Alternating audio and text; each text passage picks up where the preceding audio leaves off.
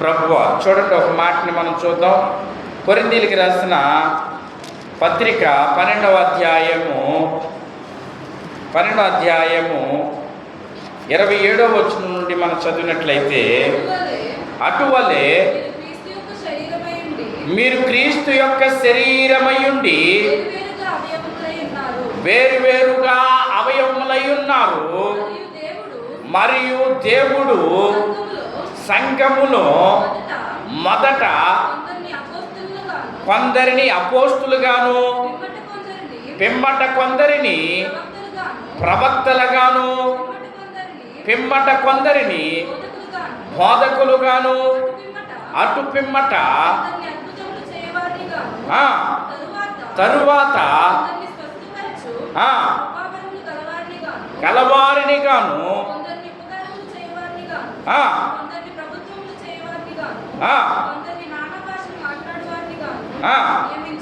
నియమించాను. దేవునికి స్తోత్రం. ఇప్పుడు చూడండి, సంఘములు ఎవరెవరున్నారంట? ఎవరెవరున్నారు? ఏమండి? అధికారము చేయవారు ఉన్నారు, ప్రభుత్వములు చేయవారు ఉన్నారు. ప్రభుత్వములను ఆయనే నియమించాడు. ఆ ప్రభుత్వములో ఉద్యోగంలో పెట్టినవాడు ఆయనే. ఆ ప్రభుత్వములో ఒక ముఖ్యమంత్రిని, ప్రధానమంత్రిని ఏర్పాటు చేసింది ఆయనే. ఆ ప్రభుత్వములో కలెక్టర్ గారిని ఏర్పాటు చేసింది ఆయనే.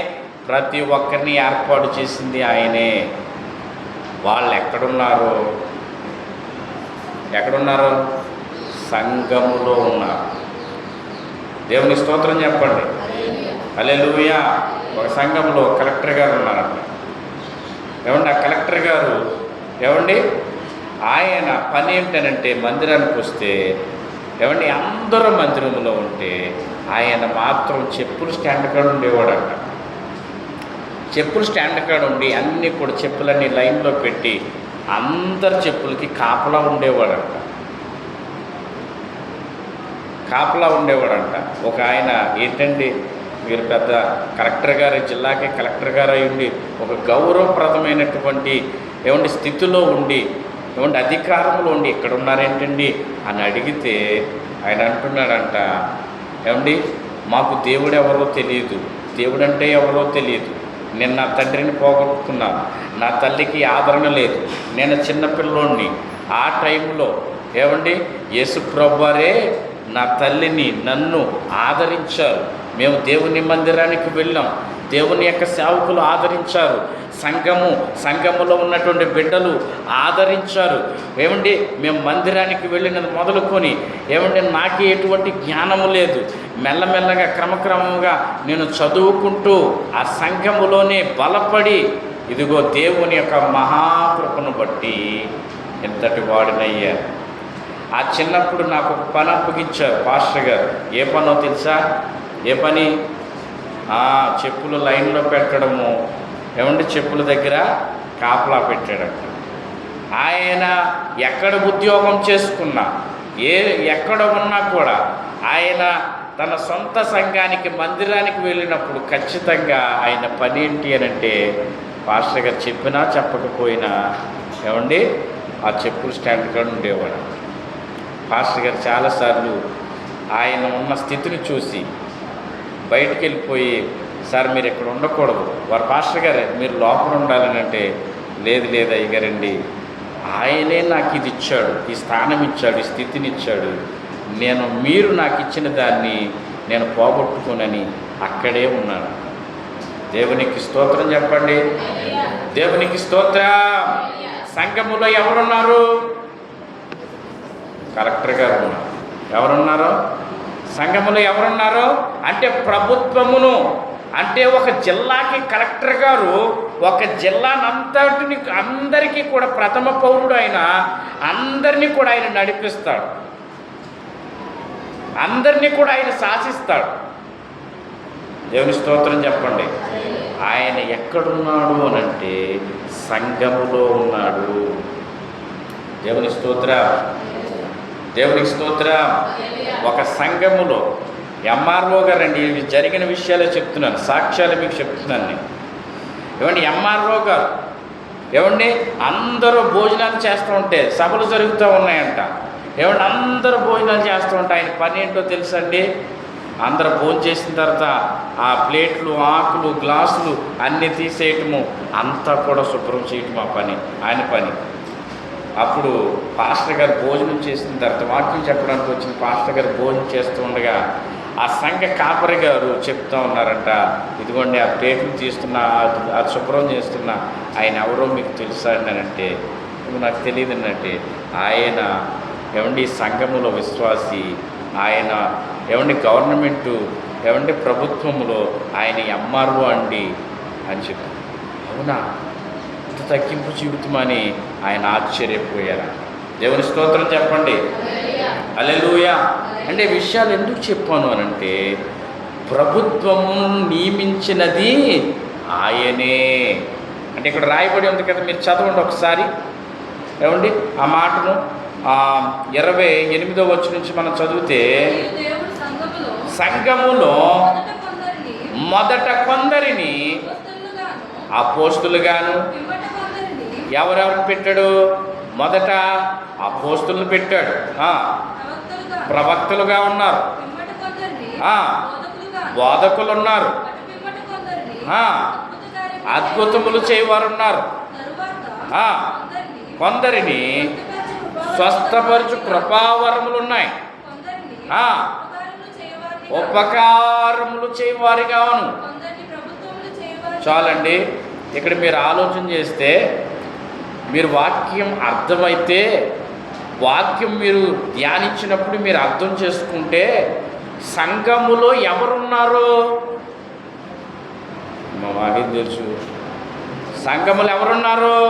మొదట అపోస్తులు ఉన్నారు, అంటే సువార్థికులు ఉన్నారు, సంఘ కాపరులు ఉన్నారు, ఏమండి అందరూ ఉన్నారు.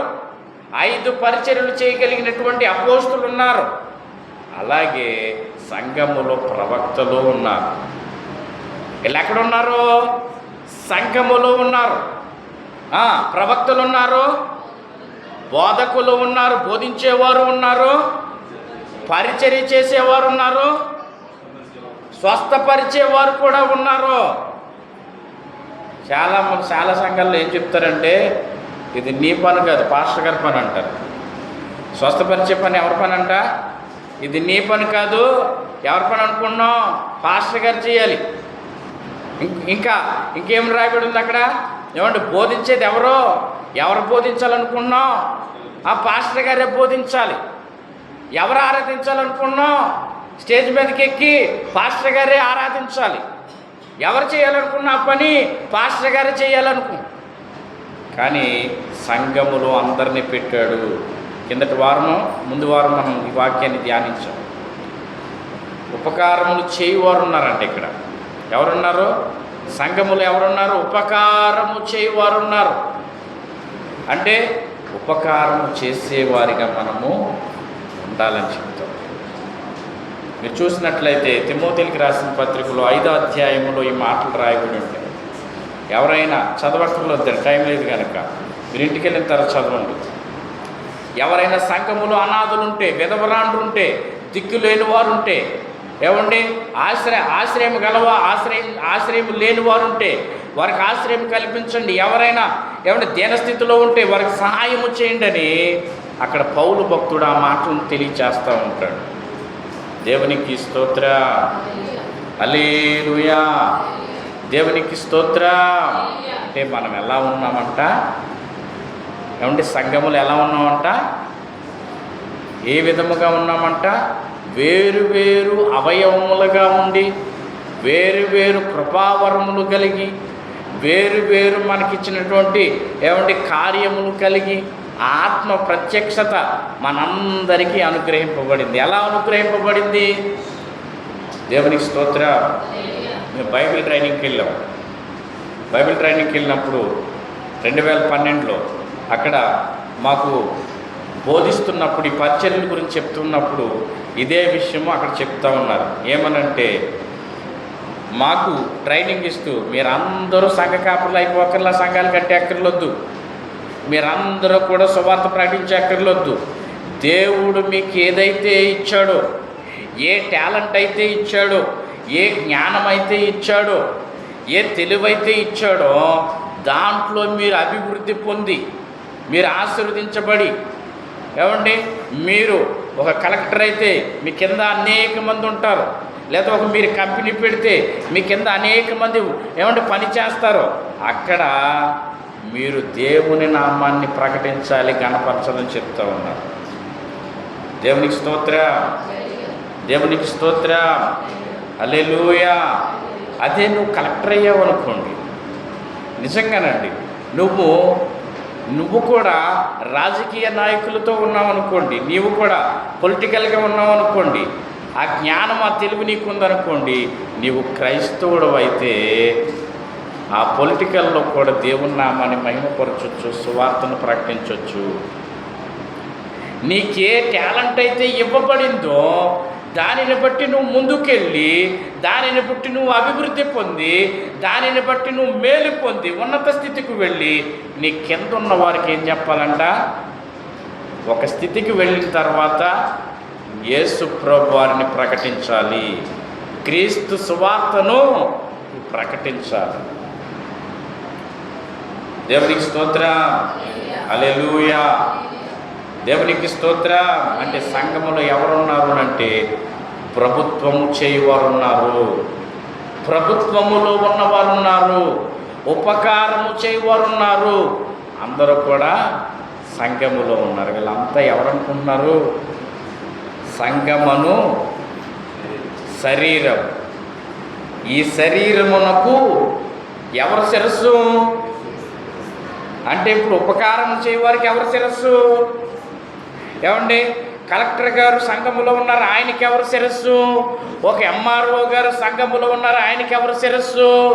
ఏమండి, ఎవరైనా సరే దేవుని మందిరములో, దేవుని చిత్తములో, దేవుని సంఘములో, సమాజములో, సార్వత్రిక సంఘములో వీళ్ళందరికీ కూడా ఆయనే శిరస్సు, ఆయనే శిరస్సు అయి ఉన్నాడంట. మనం ఆయనకి శరీరమై ఉన్నాము. దేవునికి స్తోత్ర. ఇప్పుడు వాక్యం ద్వారా ఆయన తెలియచేస్తున్నాడు, స్వభావ సిద్ధముగా నువ్వు తల పెంచుకునుట నీకు అవమానం పురుషునికి. ఏమండి, అదే స్త్రీలైతే తలను పెంచుకునుట నీకు ఘనత అని ఆయన తెలియచేస్తూ ఉన్నాడు. దేవునికి స్తోత్ర, హల్లెలూయా. కాబట్టి వాక్యము తెలియచేస్తుంది, మనం ఎవరి శరీరమై ఉన్నాము? ఆయన శరీరమై ఉన్నాము. ఎవరి శరీరమై ఉన్నాము? ఆయన శరీరమై ఉన్నాము. మరలా దాన్ని ఎలా పిలుస్తూ ఉన్నాడు ఒకసారి చూడండి. యోహాను రాసిన సువార్త ఈ మాటను చదువుకుని ప్రభు యొక్క బలలో మనమందరం కూడా పాల్గొంటూ పొందుదాం. యోహాను సువార్త చూసినట్లయితే మనమందరం ఎప్పుడు ధ్యానించేటటువంటి వాక్యము 6వ అధ్యాయం నుండి. దేవునికి స్తోత్రం, హల్లెలూయా. 6వ అధ్యాయము 52వ వచనంలో ఈ మాట ఉంటుందండి.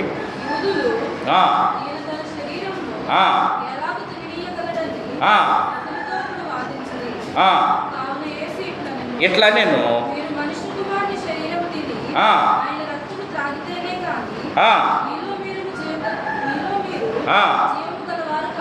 చాలండి. ఇప్పుడు ఎవరి శరీరము తినాలి? మనము ఎవరి శరీరము తినాలి? యేసుక్రీస్తు శరీరం. ఇప్పుడు ఈ శరీరం ఎలా ఉంది? సంఘముగా ఉంది. ఈ సంఘమును ఏమని పిలుస్తున్నాడు? శరీరం అని పిలుస్తూ ఉన్నాడు. ఆ శరీరం ఎవరు? ఆ సంఘం ఎవరు? మనమే ఆయన శరీరమై ఉన్నాం. మరి శరీరాన్ని ఏం చేశాడు? కొలస్సీలకు రాసిన పత్రిక 2వ అధ్యాయము 15వ వచనం. మరియు అపరాధముల వలనను మీరు మృతులై ఉండగా దేవుడు వ్రాత రూపకమైన ఆజ్ఞల వలన మన మీద రుణముగాను మనకు విరోధముగాను ఉండిన పత్రమును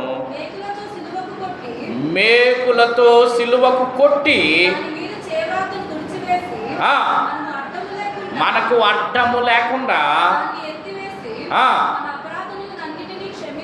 క్షమించి ఆయనతో కూడా దేవునికి స్తోత్ర. అర్థమైందని నేను అనుకుంటున్నాను. మీకు ఈ సంఘం అనే శరీరము ఆయన శరీరము. ఆయన శరీరమును ఏం చేశాడు? ఆయన ఏం చేశాడు? ఆ మేకులతో సిలువకు కొట్టాడంట. ఎంత తేలికగా చెప్తున్నాడండి. ఏమంటే మేకులకు ఎవరు తీసుకెళ్లారు ఈ శరీరాన్ని? గొల్గొతా కొండకి, సిలువకు, శ్రమకు, నిందకు, అవమానానికి, నాగల చొల్లుగా దున్నపడటానికి, కొరడాలతో కుట్టింపబడటానికి ఆయన శరీరాన్ని అప్పగించేశాడంట. ఎప్పుడు అప్పగించేసాడు తెలుసా? మీ శరీరాన్ని ఎప్పుడు అప్పగించేసాడు తెలుసా? మన శరీరాన్ని. ఈ సంఘములో ఉన్న ఎవరైనా సరే, ప్రభుత్వం చేయవారైనా, ఉపకారం చేయవారైనా, అపోస్తులైనా, ఎవరైనా సంఘములో ఉన్నవారందరినీ కూడా సంఘం అనే ఆయన శరీరమును 2026 సంవత్సరాల క్రితమే అప్పగించేశాడు. అందులో నువ్వు ఉన్నావు. ఒక అవయవముగా, ఒక భాగముగా, ఒక ముక్కగా, ఆయన శరీరముగా నువ్వు ఉన్నావు. ఉండి ఆయనతో పాటు నువ్వు శ్రమ పడ్డావంట. ఆయన శ్రమలో నువ్వు పాలు పువ్వులు పొందావంట. ఆయన శ్రమలో నువ్వు ఉన్నావంట. ఇది మనం అర్థం చేసుకుంటే మనకు అర్థమవుతుంది. దేవునికి స్తోత్రం చెప్పండి. దేవునికి స్తోత్రం చెప్పండి. ఇందులో ఎంతమంది ఉన్నారు? ఎవరున్నారు అంటే ప్రతి ఒక్కరు కూడా ఉన్నారు. ప్రతి ఒక్కరు కూడా ఆయన శరీరములో ఉన్నారు. ఆయన శరీరము ఎక్కడికి వెళ్ళింది అనంటే ఏం చేస్తాడంటే ఆ శరీరాన్ని, ఈ పాపపు శరీరాన్ని, అపరాధముల చేత చచ్చినటువంటి ఈ మృతదేహాన్ని ఏం చేశాడంటే తీసుకుని వెళ్ళి సిలువకు కొట్టాడు. దేవునికి స్తోత్రం. ఇంకొక విషయం ఏంటి తెలుసా? ఆయన సిలువకు వెళ్ళకముందే ఏం చేస్తాడు ఆయన? ఏమండి, పస్కా రోజునే ఏం చేస్తాడు ఆయన? ఏమండి, ఇది నా శరీరము. ఇది ఎవరి శరీరము? ఇది నా శరీరము. నా శరీరము మీరు తిని, ఏమండి, నా రక్తము త్రాగితేనే మీరు నిత్యము జీవిస్తారు. అర్థం చేసుకోండి. ఇప్పుడు పాపము శరీరాన్ని సిలువకు అప్పగించాడు. అది ఆయన శరీరముగానే తీసుకుని, నేను పాపినై ఉంటే, నేను ద్రోహినైతే, నేను మూర్ఖున్నైతే, నేను సిలువుకి వెళ్ళాల్సినోడినైతే ఆయన నా తరపున సిలువకి వెళ్ళాడు. ఎందుకని చెప్పాలి మీరు? ఎందుకని? ఆయన నా శిరస్సు కాబట్టి, ఆయన దేహములో నేను ఉన్నాను కాబట్టి, ఆయనకు శరీరముగా నేను ఉన్నాను కాబట్టి. దేవునికి స్తోత్ర. ఈ పాప శరీరాన్ని తీసుకుని వెళ్ళి సిలువకు కొట్టేసాడు ఆయన. అయిపోయింది. అయితే ఈయనలో ఏ పాపము లేదు. ఈయన పరిశుద్ధుడు. ఈయన పాపము లేకోకుండా, దోషము లేకోకుండా పుట్టినవాడు. ఏమంటే పరిశుద్ధుడైన, నీతిమంతుడైన. అయితే ఆయన సిలువకి వెళ్ళకముందు ఆయన అంటున్నాడు, ఏమంటున్నాడు? ఇది నా శరీరము అంటున్నాడు. దేవుని స్తోత్రం చేద్దాం ఒకసారి. అందరం చేతులు పైకెత్తి ఒకసారి దేవునికి స్తుతులు చెల్లిద్దామా? దేవునికి స్తోత్రం, దేవునికి స్తోత్రం. ఇప్పుడు ఒక గదిలో, మేడ గదిలో శిష్యులతో ఏమంటే చెబుతూ ఆయన శరీరాన్ని పంచిపెడుతూ ఉన్నాడు. ఆ పంచిపెడుతున్నటువంటి శరీరము ఎవరిది అనంటే సంఘము. సంఘం అనే శరీరాన్ని ఆయన పంచిపెడుతూ ఉన్నాడు. ఆయన శరీరాన్ని, ఆయన సంఘం అనే శరీరాన్ని పంచిపెడుతూ ఉన్నాడు. దేవుని స్తోత్రం చెప్తారా? అంటే 2026 సంవత్సరాల క్రితమే నిన్ను ఆయన శరీరముగా భావించుకుని, ఏమండి, మనము ఆయన శరీరం అని తింటున్నాము. ఏమండి, మనమే ఆయన శరీరం అని మర్చిపోతూ ఉన్నాం. అర్థమవుతుందండి? ఆయన మన శరీరాన్ని ముక్కలు చేసి శిష్యులకి ఇచ్చాడు. ఆయన తన శరీరాన్ని, ఆయన మన శరీరాన్ని, మనమే ఆయన సంఘమై ఉండి, ఆయనే మన శిరస్సు అయ్యుండి మనం అర్థం చేసుకోవాలి. దేవునికి స్తోత్ర. ఇప్పుడు ఎవరి శరీరాన్ని ఎవరు తింటున్నారు? నీవు ఆయన సంఘమైతే, నీవు ఆయన శరీరం అయితే ఆయన అన్నలా కొట్టబడుతున్నాడు. ఆయన శరీరము కూడా పంచబడుతుంది, నీ శరీరము కూడా పంచబడుతుంది. నీవు కూడా పంచిపెట్టబడుతూ ఉన్నావు. నీ ద్వారా కూడా ఆయన మహిమ పొందుతూ ఉన్నాడు. అందుకని ఆయన ఏమంటున్నాడు? నా శరీరం ఇది, ఇది నా రక్తం, ఇది నువ్వు నమ్మి విశ్వసించి అయోగ్యముగా కాకుండా యోగ్యత కలిగి తీసుకోవాలని ఈ మాటలను మనకి ఆయన తెలియచేస్తూ ఉన్నారు. కాబట్టి ఆయనే మన శిరస్సు. ఈ సంఘానికి శిరస్సు ఎవరు? ఆయనే. ఏమండి? స్త్రీకి శిరస్సు ఎవరు? భర్త. యేసు ప్రభు వారికి శిరస్సు ఎవరు? తండ్రి అయినటువంటి దేవుడు. లింక్ ఉంది. దేవునికి స్తోత్రం. కాబట్టి ఆయన శరీరములు, ఆయన రక్తములు పొందుటకు మనందరం సిద్ధపడతాం, మోకరిద్దాం, ప్రార్థన చేద్దాం. కళ్ళు మూసుకునండి, ప్రార్థన చేసుకున్నామండి. ప్రార్థన చేసుకున్నాం. హల్లెలూయా.